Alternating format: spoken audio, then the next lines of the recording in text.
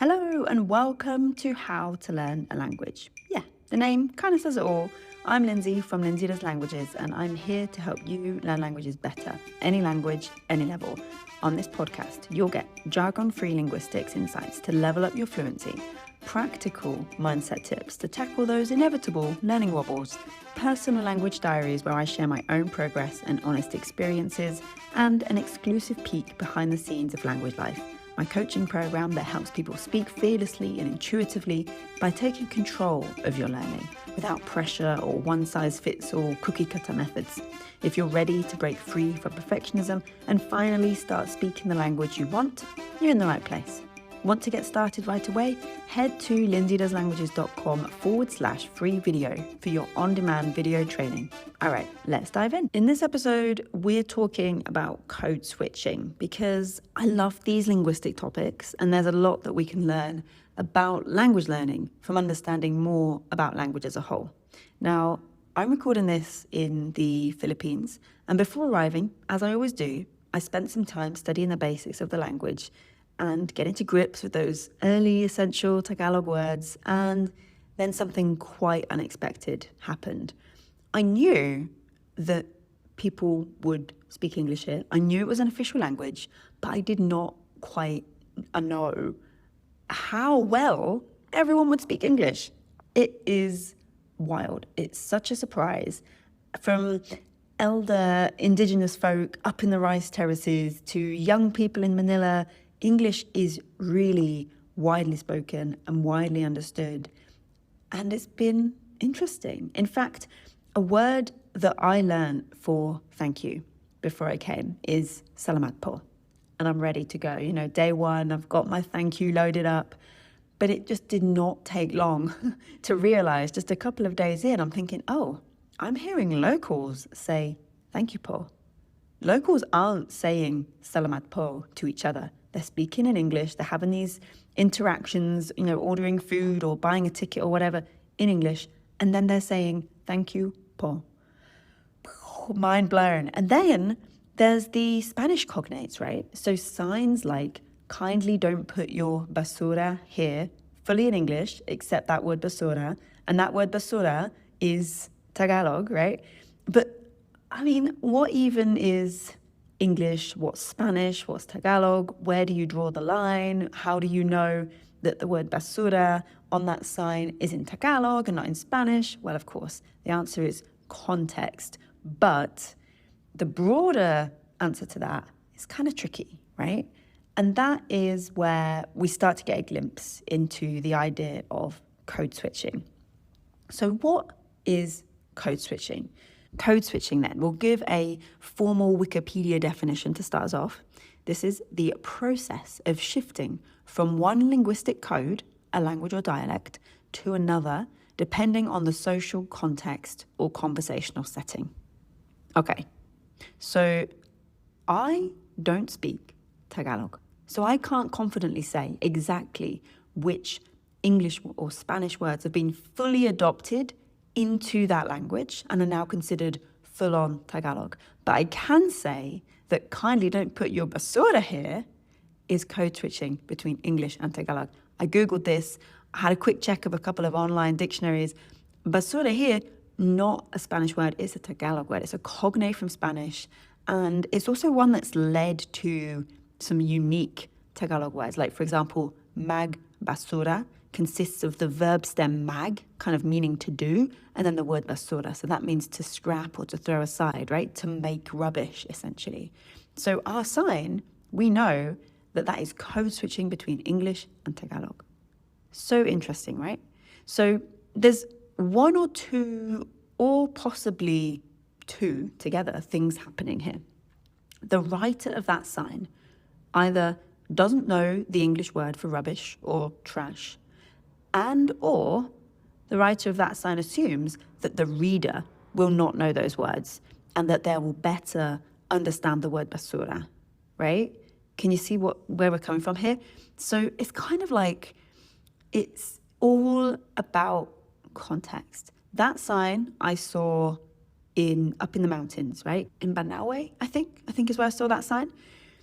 Down in Manila, where I am now, there's different signs. So for example, on the side of a construction site, I noticed that signs that said no smoking were written in English. Of course, there's the international image so that anyone can understand. But then there was a sign that said, don't urinate here, completely in Tagalog. No English translation. I knew that that's what it said because I'd seen one somewhere else earlier on that had these words and a translation, so I knew it. But there was no translation. So that sign is trying to speak to one person, almost assuming that it's more a Tagalog speaker, that they need the sign that says, don't urinate here. The no smoking sign, of course, with the image still, is appealing, the context of that is it's appealing to a wider audience, right? They want everyone to know this. So we get this really interesting combination of languages, these mixture of languages, and I'm just giving one example here so far, right? This is just a sign. But if we kind of think about the types of code switching, if we get into the linguistics of it all for a second, there are different types. Now, two of the most noticeable types are intra-sentential and insertional, right? Blah, blah, blah. Those words sound very similar. What do they even mean? Well, intra-sentential, I can't say that word, there we go, refers to switching languages within a sentence while still following grammar rules. Let's think about that. Switching languages within a sentence while still following grammar rules. Okay, we'll come to an example in a second. On the other hand, insertional is more like individual words or phrases, often ones that perhaps are more widely known in that second language. So, kindly don't put your basura here, that's insertional code switching. Just inserting that one word, probably the more widely known word in the language in that context, right? I want to order spaghetti aglio e olio, right? Now, if I say this sentence in the restaurant, I would like to order spaghetti aglio e olio, please. That is insertional because we've inserted the phrase, the name of the meal, right? It doesn't matter if I say spaghetti aglio e olio with a full-on accent and I'm really giving it my best Italian impersonation or accent, right? It doesn't matter if I say, I want the spaghetti aglio e olio, please, right? Doesn't matter where we are on that sort of spectrum of accent appliance. The fact is, we've inserted that phrase. What about if we say, I love it here, and da, da, da, da, da, and then I say something else in English, right? We've started that sentence in English, we've then gone into French, maybe we've then gone back to English. This is intra-sentential because the whole sentence makes sense if we were to translate both halves. The grammar is the same. Now, obviously, this is easier where the grammar in one language and another is more similar, then we can do this kind of thing a little bit more easily because the flow is going to be the same. But we can still say something that is mostly in English and then the verb gets tagged on the end in German or in Japanese or another language that would put the verb at the end, right? So this can still happen. You're, in that case, picking the grammar of one over another, right? But I have to say, I have a bit of a confession. That example about spaghetti, I'm far too embarrassed at the prospect of ordering food in a restaurant with that overly exaggerated accent. Even if I can speak Italian, even if I feel, I know exactly how I should pronounce this, I am that person that will order reading from the menu but sticking with my own accent. And I think part of this is knowing that if I'm eating a meal with someone, they know that I like languages and I don't want to show off or try and, look like I'm trying to show off, right? So it's not really me. But this is still code switching in a way. So I'm still using words from one language when I'd previously been communicating in another. But why then? Why do we do this? Why do I do that in the Italian restaurant? Why might I mix my English and my French in a sentence speaking with someone who speaks English and French? Why might that sign say, kindly don't put your basura here? Well, there are a lot of reasons that we code switch. First up, to express identity and belonging. Essentially, hey, I speak this language this way, I'm one of you, right? Think about the way that we alternate our tone and our style of speaking when we're talking to someone in a job interview versus someone that is our friend for years and years and years. We alternate the way we speak. We do this to best express a topic. So if you learned about space in school in English, perhaps you're more comfortable talking about space in English than in Spanish, right? So if you're speaking to a friend in Spanish and then the conversation moves on to the topic of space and you know the context is that you know they speak English and you know they're likely to understand if you switch to English for a few words or a few phrases, then you want to best express that topic, right? You want to be clear, and so we code switch. To manage relationships and power.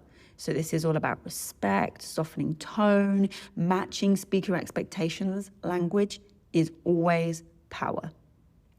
To include or exclude. You know when you're like 12 and you think it would be really cool to know another language so that you can talk about people with your friends, talk about other people or other things going on to your friends, right? Kind of like the spoken equivalent of passing a note back and forth. Like, this is basically that. It could simply be that in a situation maybe where there's 3 people and 2 people need to communicate, it's quicker and easier for them to communicate in the sort of third or the second language that third person doesn't know. Can you see what I'm saying, right? So to include or exclude is another reason for code switching. To switch topics or to switch contexts. So maybe you speak French at work, but then you speak Basque at home, right? You're in a region where there is this multilingualism, or quite simply, due to immigration, there is this multilingualism between home and the outside world. To more comfortably express emotion. So kind of like the idea of best expressing a topic because that's what came first.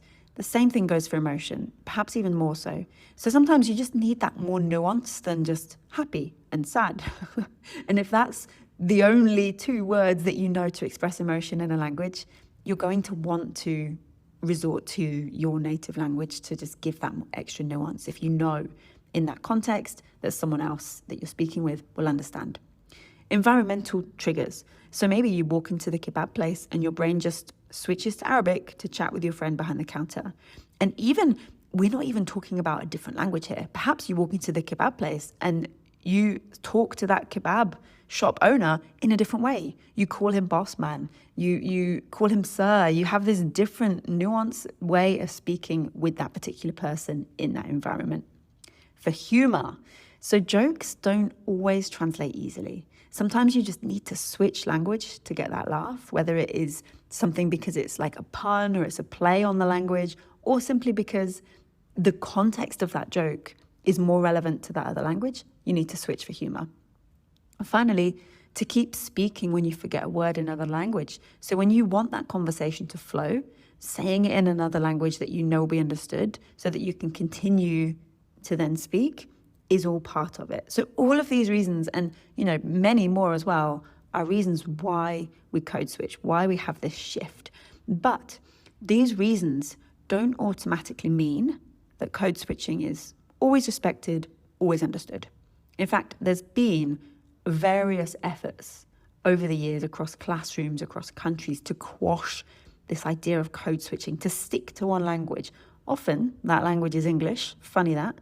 The thing is though, that's not how language works. So if we go right back to the beginning, kindly don't put your basura here. That example is not wrong. It does not have to say trash or rubbish. It does not have to say kindly don't put your here fully in Tagalog for that to be a correct sign. It doesn't have to say trash or rubbish for the expected audience to understand it. So why should it change?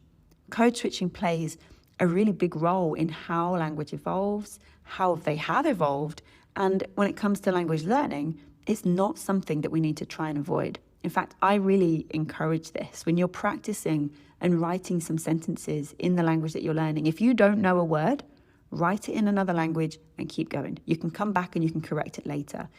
When we're learning a language, we are not learning another language that lives separately to the languages we already know in its own little corner of your brain. No, we're building something called your linguistic repertoire. This is all the language that you know, all of the words, all of the structures, all of the grammar, kind of in this network, right, in your head.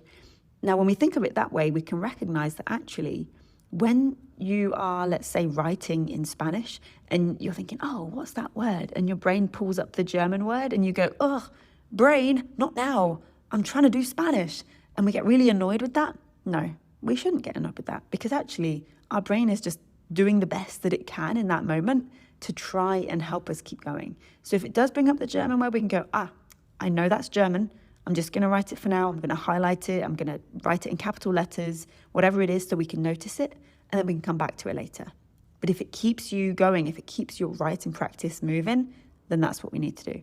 When you are in an online lesson with a teacher, for example, don't be afraid to switch to your native language if you want to double check something. Your native language is a tool. Use it, right? It's so easy to feel like, oh yeah, I just need full immersion. I'm going to go into the lesson. The teacher said that, these lessons are going to be 100% in Japanese. So I'm really looking forward to it. It's going to be Japanese 100% for the whole hour. But then you don't understand the grammar that they're trying to explain because the explanation is in Japanese. And if you don't know the grammar, how will you understand the explanation about it? Then we need some English in there. There's nothing wrong with that. So to code switch within a lesson, completely valid, completely okay. So, all of this to say, don't be afraid of code switching. Don't feel that you've messed up or failed if you need to use a different language at any stage during your language learning. As code switching has proven, all of these different examples of when this happens, it's okay. It's normal, and it's normal in language learning too. All right then. That is it on code switching today. If this has sparked something for you, I would love to hear about it. You can email me at lindsaydoeslanguages.com or share this episode with a friend. Thank you so much for listening to How to Learn a Language. If you've enjoyed this episode, don't forget to subscribe so you never miss an episode. If you're ready to take your language learning to the next level and speak with confidence without the pressure or perfectionism, then check out Language Life. You can find out all the details and join at lindsaydoeslanguages.com/LL. And if you want the first free step today, head to lindsaydoeslanguages.com/free video to get started with a fresh way to learn languages. Until next time, stay fearless, stay curious, so you can learn languages your way.